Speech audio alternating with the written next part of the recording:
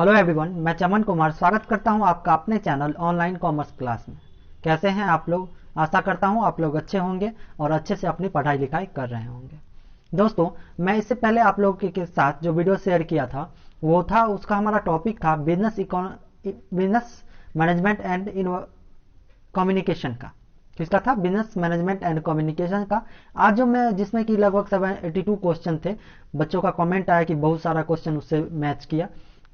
तो उसी तरह आज मैं आप लोगों के साथ बिजनेस इकोनॉमिक्स एंड एनवायरनमेंट, व्यावसायिक अर्थशास्त्र एवं पर्यावरण का ऑब्जेक्टिव क्वेश्चन लेके आ रहा हूं, जिसमें कि लगभग मैं इसे 2 पार्ट में बनाऊंगा। ये हमारा पार्ट 1 होगा, जिसमें हम लगभग 12 चैप्टर को कवर करेंगे, और इसके बाद जो बचा हुआ चैप्टर है 22 तक या 23 तक, उसको मैं सेकेंड वीडियो में आप लोगों के साथ कवर करूंगा।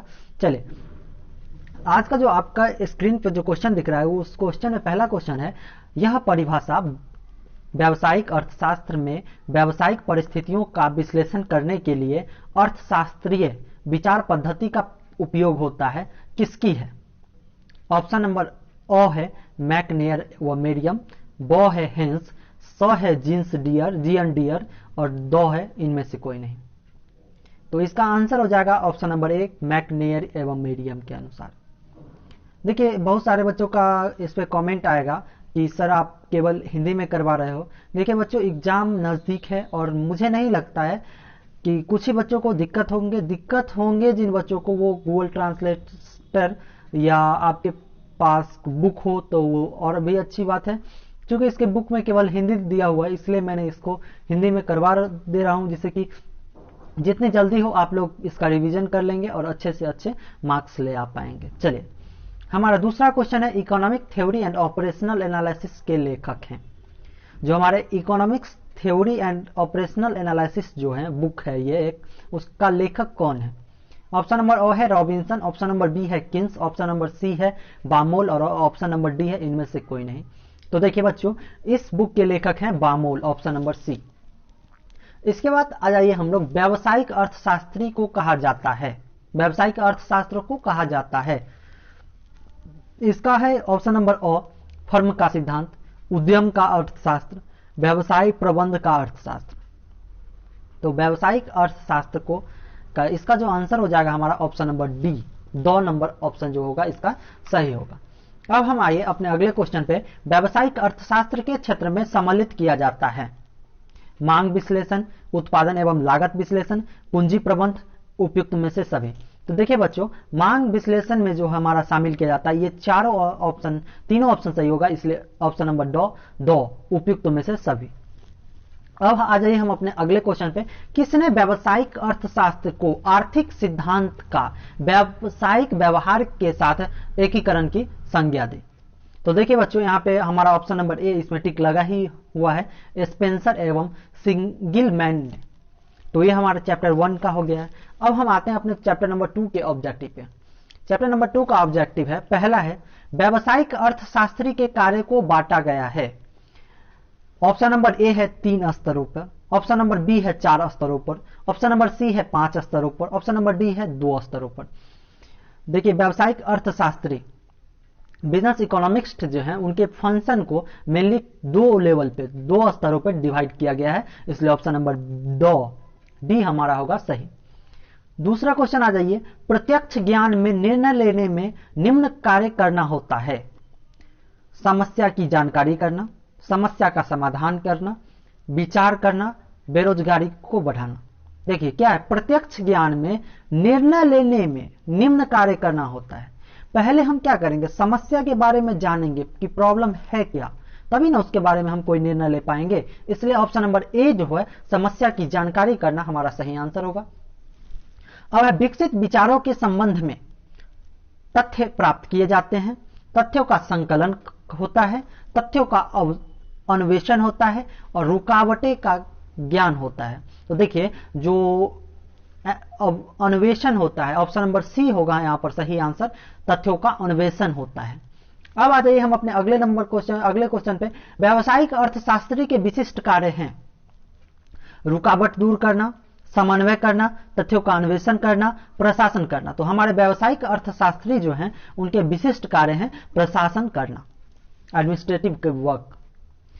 कार्यात्मक निर्णय में आते हैं दैनिक निर्णय, साप्ताहिक निर्णय, मासिक निर्णय, वार्षिक निर्णय। तो कार्यात्मक निर्णय के अंतर्गत हमारा दैनिक निर्णय आता है, इसलिए ऑप्शन नंबर ए और जो है हमारा वो सही होगा। अब आइए हम अपने अगले ऑप्शन पे, व्यावसायिक अर्थशास्त्री के कर्तव्य में आते हैं उद्देश्य का निर्धारण, कार्य का पालन, वातावरण का निर्णय, वार्षिक निर्णय। तो व्यावसायिक अर्थशास्त्री के कर्तव्य में हमारा सबसे जो कर्तव्य आता है वो आता है उद्देश्य का निर्धारण। यह क्या करता है, हमारे संगठन का उद्देश्य का निर्धारण करता है। अब हम आते हैं अपने अगले क्वेश्चन पे, मांग में सम्मिलित होता है वस्तु की प्रभावी इच्छा, साधन की उपलब्धता, वस्तु को खरीदने के लिए साधनों को व्यय करने की तत्परता, उपयुक्त में से सभी। तो मांग में ये चारों सम्मिलित की जाती है, इसलिए option number D is a right answer. अब हम आते हैं अपने अगले क्वेश्चन पे, मांग एवं कीमत में संबंध होता है, सीधा संबंध होता है, विपरीत संबंध होता है, उपयुक्त में से दोनों। तो मांग और कीमत में जो संबंध होता है वो विपरीत होता है। जब क्या होता है, मांग में वृद्धि, वस्तु की कीमत में कमी होती है तो मांग में वृद्धि होता है। तो क्या, और जब मांग वस्तु की कीमत में वृद्धि होती है तो मांग में कमी हो जाती है। तो उल्टा संबंध होता है, विपरीत संबंध, इसलिए option number B is a right answer. गेंद व बल्ला किस मांग का उदाहरण है? संयुक्त मांग, पूरक मांग, व्युत्पन्न मांग और इनमें से कोई नहीं। तो गेंद और बल्ला दोनों जो है संयुक्त मांग, दोनों का जो मांग है वो संयुक्त मांग का उदाहरण है। वस्तु की पूर्ति एवं उसकी कीमत में संबंध होता है, सीधा संबंध, विपरीत संबंध, उपयुक्त दोनों, इनमें से कोई नहीं। तो वस्तु की पूर्ति एवं कीमत में जो संबंध होता है वो सीधा संबंध होता है, डायरेक्ट रिलेशनशिप होता है। अब हम आते हैं अपने अगले क्वेश्चन पे, मांग की लोच, कीमत का आनुपातिक परिवर्तन बटा मांग का आनुपातिक परिवर्तन, मांग का आनुपातिक परिवर्तन बटा कीमत का आनुपातिक परिवर्तन। इसका दो ऑप्शन और है नीचे, कीमत का परिवर्तन बटा मांग का परिवर्तन, मांग का परिवर्तन बटा कीमत का परिवर्तन। तो ये जो क्वेश्चन है मांग की लोच है, इसका आंसर हो जाएगा हमारा मांग में अनुपातिक परिवर्तन बटा कीमत में अनुपातिक परिवर्तन। Option number B is the right answer. अब हम आते हैं अपने अगले क्वेश्चन पे, एक मांग वक्र में विभिन्न बिंदुओं पर मांग की लोच होती है, समान, भिन्न भिन्न, क्या होगी यह उसकी ढाल पर निर्भर करता है, उपयुक्त में से कोई नहीं। तो इसका आंसर हो जाएगा हमारा भिन्न भिन्न होता है। क्या, एक मांग वक्र पर विभिन्न बिंदुओं पर जो मांग की लोच होती है वो डिफरेंट होती, भिन्न भिन्न होता है। मांग की आरी लोच, क्रॉस इलास्टिसिटी ऑफ डिमांड की वैज्ञानिक व्याख्या का श्रेय है। तो इसका जो श्रेय जाता है वो रॉबर्ट टिफिन को जाता है। किसको जाता है? रॉबर्ट टिफिन को। विलासिता की वस्तु, अगला क्वेश्चन, विलासिता की वस्तु की मांग की निर्भर की लोच होती है। जो विलासिता वस्तु होता है, लग्जरीज प्रोडक्ट होते हैं, उसका मांग का लोच जो होता है वो कैसा होता है? अधिक लोचदार, इकाई लोचदार, पूर्ण बेलोचदार, अत्यधिक लोचदार। तो अत्यधिक लोचदार होता है। Option number A is right answer.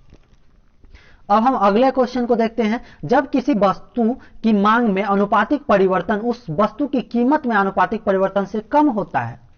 जब कोई ऐसी वस्तु होती है जिसका मांग का जो अनुपातिक परिवर्तन होता है वो वस्तु की कीमत के अनुपातिक परिवर्तन से कम होता है, तो ऐसी दशा में मांग होता है।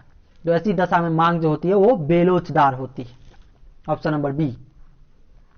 अब हम आते हैं अपने अगले क्वेश्चन पे, पूर्वानुमान का मुख्य आधार है पर्याप्त सूचना, विपणन अंक, वैज्ञानिक आधार और जानकारी। तो पूर्वानुमान का जो मुख्य आधार है वो विपणन अंक है। क्या है? विपणन अंक। मांग का अर्थ है दृष्टिकोण, प्रभावपूर्ण इच्छा, अनिश्चित अवधि, इनमें से कोई नहीं। तो देखिए ये क्वेश्चन मैं आप लोगों को एज ए होमवर्क देता हूं, आप लोग जरूर कमेंट कीजिएगा और हमें बताइएगा कि इसका आंसर क्या होगा।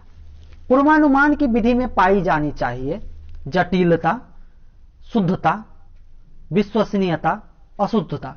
तो देखिए बच्चों, यहां पे जो ये क्वेश्चन का आंसर जो बुक में किया हुआ है वो अशुद्धता को टिक किया गया है, लेकिन पूर्वानुमान विधि में विश्वसनीयता और शुद्धता होना बहुत जरूरी है। 100 और 100 ये क्वेश्चन भी जो है वो थोड़ा टेढ़ा है, इसमें आंसर करना थोड़ा मुश्किल हो जाता है, इसलिए मैंने इस क्वेश्चन का आपको बता ही दिया कि शुद्धता और विश्वसनीयता दोनों हो सकता है। अब हम आते हैं अपने अगले क्वेश्चन पे, किसके अनुसार विक्रय पूर्वानुमान का आशय भावी बाजारों में कंपनी के भाग का पूर्व निर्धारण करने से है। क्या विक्रय पूर्वानुमान का जो डिफिनीशन दिया गया है, ये क्या डिफिनीशन है? विक्रय पूर्वानुमान का आशय भावी बाजारों में कंपनी के भाग का पुनः निर्धारण करने से। ये परिभाषा हमारा दिया गया है रैंडम विलस के द्वारा। किसके द्वारा? रैंडम विलस के द्वारा। अब हम अगले क्वेश्चन पे आते हैं। उत्पादन कौन सी आर्थिक क्रिया है? प्रथम क्रिया है, द्वितीय क्रिया है, तृतीय क्रिया है, चतुर्थ क्रिया है? तो उत्पादन जो है हमारा वो द्वितीय क्रिया है। अर्थशास्त्र में उत्पादन का अर्थ होता है किसी वस्तुओं का निर्माण करना, उसका आकार बड़ा करना, उसके उपयोगिता में सृजन करना, इनमें से कोई नहीं। तो देखिए बच्चों, अर्थशास्त्र में जो हमारा उत्पादन होता है उसका अर्थ है उपयोगिता में सृजन करना। मान लीजिए एक रॉ मटेरियल है और उसको हम क्या कर दिए, उस रॉ मटेरियल को एक प्रोडक्ट में कन्वर्ट कर दिए, तो उसके उपयोगिता में क्या हो गया? सृजन हो गया, उसका उपयोगिता बढ़ गया। भूमि उत्पत्ति का कैसा साधन है? सक्रिय, निष्क्रिय। तो भूमि आप जान ही सकते हैं, भूमि कोई एक्टिव रिसोर्सेज है? नहीं है, ये निष्क्रिय साधन है। कैसा साधन है? निष्क्रिय साधन। इसलिए option number B is the right answer. निम्नलिखित में कौन उत्पत्ति का साधन नहीं है? भूमि, पूंजी, श्रम और सूर्य का प्रकाश। तो आप लोगों ने अगर उत्पत्ति का साधन पढ़ा होगा तो सूर्य का प्रकाश उत्पत्ति का साधन नहीं है। Option number D is the right answer. अब हम आते हैं अपने अगले क्वेश्चन पे। परिवर्तनशील अनुपातों का नियम संबंधित है। जो हमारा परिवर्तनशील अनुपातों का नियम है वो किससे संबंधित है? अल्पकालीन उत्पादन फलन से, दीर्घकालीन उत्पादन फलन से और उपयुक्त में से दोनों, इनमें से कोई नहीं। तो परिवर्तनशील अनुपातों का नियम जो है वो अल्पकालीन उत्पादन फलन से संबंधित है। इसलिए option number A is the right answer. परिवर्तनशील अनुपात के नियम की पहली अवस्था समाप्त हो जाती है जहां एमपी अधिकतम होता है, एपी अधिकतम होता है, एपी वक्र एमपी वक्र को ऊपर से काटे और एमपी वक्र एपी वक्र को उसके अधिकतम बिंदु के ऊपर से काटे। तो ऑप्शन नंबर डी, एमपी वक्र एपी वक्र को उसके अधिकतम बिंदु पर से काटे, इसका आंसर होगा। परिवर्तनशील अनुपात के नियम को मोड़ के बिंदु पॉइंट ऑफ इन्फ्लेशन पर एमपी वक्र जो होता है वो अधिक होता है। क्या होता है? परिवर्तनशील अनुपात के नियम में मोड़ के बिंदु पर पॉइंट ऑफ इन्फ्लेशन पर एमपी अधिकतम होता है। इसलिए option number B is the right answer. जब कुल उत्पादकता टोटल प्रोडक्टिविटी गिरने लगती है तब परिवर्तनशील साधन श्रम की एमपी ऋणात्मक होता है। इसलिए option number D is the right answer. उत्पादन की दूसरी अवस्था में श्रम की औसत उत्पादकता बढ़ती है। क्या होता है? उत्पादन की दूसरी अवस्था में श्रम की जो औसत उत्पादकता होती है वो घटती है, बढ़ती है, स्थिर रहती है, न्यूनतम होती है। तो इसका आंसर हो जाएगा घटती है, ऑप्शन नंबर ए। अब यहां पे पहला क्वेश्चन है, समोत्पाद वक्र किस मान्यता पर आधारित है? उत्पादन के दो साधन होते हैं, उत्पादन की तकनीक दशा स्थिर है, उत्पत्ति के साधन छोटी छोटी इकाइयों में बांटे जा सकते हैं, उपयुक्त सभी। तो इसका आंसर हो जाएगा हमारा उपयुक्त सभी। समोत्पाद वक्र पर उत्पादन का परिणात्मक स्तर होता है, घटता है, बढ़ता है, स्थिर रहता है, सभी स्थितियों में संभव। तो इसका आंसर हो जाएगा स्थिर रहता है, ऑप्शन नंबर स। दो उत्पत्ति के साधन जब आपस में पूर्ण पूरक होते हैं तब समोत्पाद वक्र की स्थिति होती है, अंग्रेजी के एल अक्षर के आकार का। किसका? Option number D is the right answer.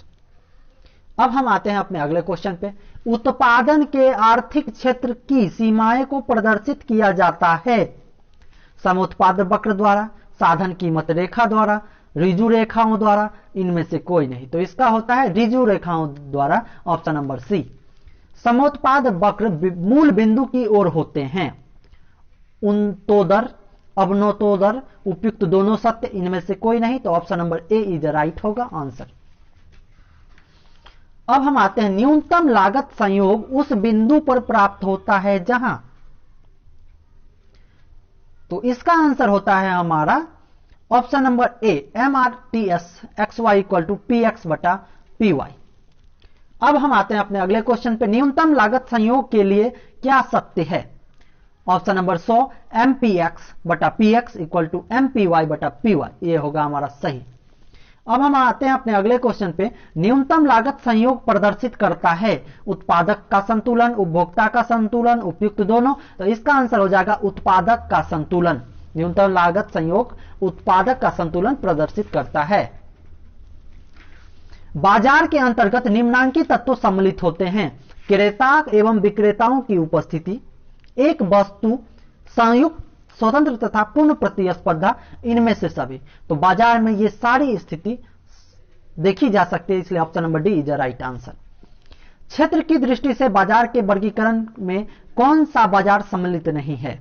तो क्षेत्र के दृष्टिकोण से जो क्षेत्रीय बाजार, प्रादेशिक बाजार, पूर्ण प्रतियोगिता बाजार और राष्ट्रीय बाजार, तो क्षेत्र के दृष्टिकोण से जो ऑप्शन नंबर सी है पूर्ण प्रतियोगिता बाजार, यह सम्मिलित नहीं होगा। समय की दृष्टि से बाजार के वर्गीकरण में निम्नलिखित में से कौन सा बाजार सम्मिलित नहीं है? समय की दृष्टिकोण से, तो समय की दृष्टिकोण से अति अल्पकालीन, अल्पकालीन, दीर्घकालीन, ये तीनों समय वाला है, तो बच गया हमारा ऑप्शन नंबर डी विशिष्ट बाजार। अगला क्वेश्चन है हमारा, जिस बाजार पर सरकार का नियंत्रण होता है उसे कहते हैं नियंत्रित बाजार। ऑप्शन नंबर ए इसका होगा हमारा राइट आंसर। प्रतियोगिता की दृष्टि से बाजार के वर्गीकरण में निम्नलिखित में से कौन सा बाजार सम्मिलित नहीं है? पूर्ण बाजार, अपूर्ण बाजार, एकाधिकार, ये तीनों है जो प्रतियोगिता के दृष्टिकोण से है। थोक बाजार जो है वो प्रतियोगिता के दृष्टिकोण से नहीं है, इसलिए हमारा option number B is the right answer. इस पार्ट में हम यहीं पे आप लोगों के साथ ब्रेक करते हैं। अगले पार्ट को जरूर देखिएगा क्योंकि वो भी बहुत इंपॉर्टेंट है, और अपने दोस्तों के साथ इस वीडियो को शेयर कीजिएगा जिससे उनका भी फायदा हो सके और साथ में अच्छे से एग्जाम दे सके। Take care, bye bye.